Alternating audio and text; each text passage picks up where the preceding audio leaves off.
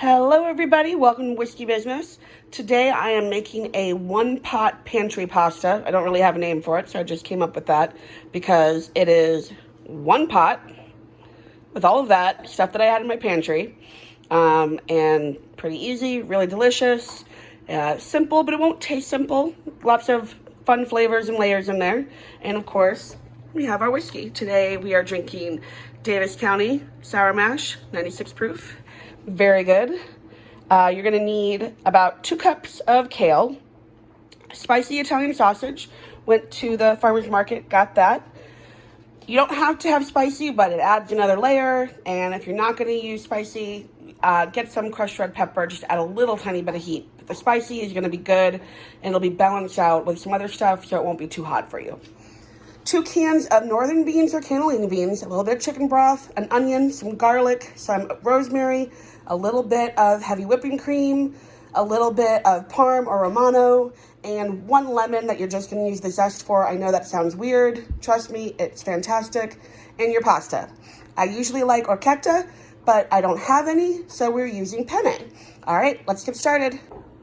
To start, you want to cut a medium to large size sweet onion. I've got 4 pretty large cloves of garlic. Typically, if a recipe calls for 2 cloves of garlic, I double or triple it. We like a lot of garlic. If you don't like a lot of garlic, I'm probably not the video to watch. Try it my way. You'll like it. So we're just going to chop these up, and we'll go on to the next step. I have my onion and my garlic chopped, and I had 1 really large stem of rosemary that I've kind of just broken up into smaller pieces because we're going to fry that. And I want to get an even fry on it, so I kind of broke it up into smaller pieces. We're going to fry that in the oil before we add the onion and garlic, and then we'll take it out and add it to the pasta a little bit later. But we're going to do that first. That way it infuses the oil and gives everything a nice toasted rosemary flavor to it. I have my Dutch oven on a medium heat. I can hear the oil starting to sizzle, so I'm going to go ahead and add my rosemary in and give that a stir. And fry that up. I don't want it to burn. Man, I wish you guys could smell that. It smells so good. I just want to get it nice and toasted on all sides, and then I'll transfer it out and chop it up later on to add to the pasta. Now that my rosemary is all crisp, I took it out. I'm going to set it to the side. Just want to say, you don't want to get it brown. You kind of feel with your spoon that it's getting harder. You can hear it kind of crisping and breaking as you're stirring it. That's when you know it's done. Just a few minutes on a medium heat is all you need. I'm going to add our onion and our garlic to that rosemary infused oil. I had about 2 to 3 tablespoons of oil. Really only need 2, but I had just a little tiny bit left in my olive oil bottle, so I just used the last little bits. So we're going to add our onion and garlic. I dropped the temperature down to a medium-low to cook my onion and garlic. You really don't want your garlic to burn or get browned. It'll really ruin the flavor of anything that you cook with it. You got to start over. If people don't like garlic, they might be eating it at just too high of a temperature when they're cooking it.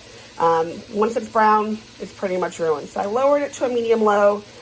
Just wait until those onions sweat out a little bit, start to get a little translucent, and then we'll add our meat. You can see my onion and my garlic are getting translucent. Now it's time to add the meat. We've got, like I said, 1 pound of hot pork sausage. You could use turkey if you wanted to make it a little bit leaner, but you're going to need to add some heat to it. I'm just going to give this pork about another minute or so to fully cook, and then we're going to add our chicken broth. You can use chicken broth, or I am using a bone broth, only because it adds a little bit more protein and nutrients to it, but if you can't find bone broth, chicken broth or chicken stock is perfectly fine. We are going to add 2 cups of that, and then 2 cups of water, and I add just a little bit of better than bouillon. Here is the better than bouillon. You probably see those bouillon cubes. This is, as the label says, better than bouillon. Less sodium, it has a much better flavor to it. You can get whatever flavor. I just happen to get the one that said roasted garlic because, again, we like garlic. So you're going to add maybe a teaspoon or 2 of that to your chicken broth and your water once you add that in. All right, I have my water and my chicken broth in. I added a little bit of that better than bouillon, and I said that it calls for 2 cans of the cannellini beans or northern white beans. One can you're gonna drain, set aside, you're gonna add that in a little bit, but the other can you are going to blend up with your blender, NutriBullet, masher, whatever you have, the liquid and all. You're going to blend that up and add this to it. This is gonna add a creaminess to it without adding too much cream and getting extra protein and flavor in there from the beans. I've got my pureed cannellini beans, my liquid all in. Now we're gonna bring this up to a boil. So while we're waiting for it to boil, good time to have a drink. All right, we're at a boil. So we're gonna add 2 cups of chopped kale.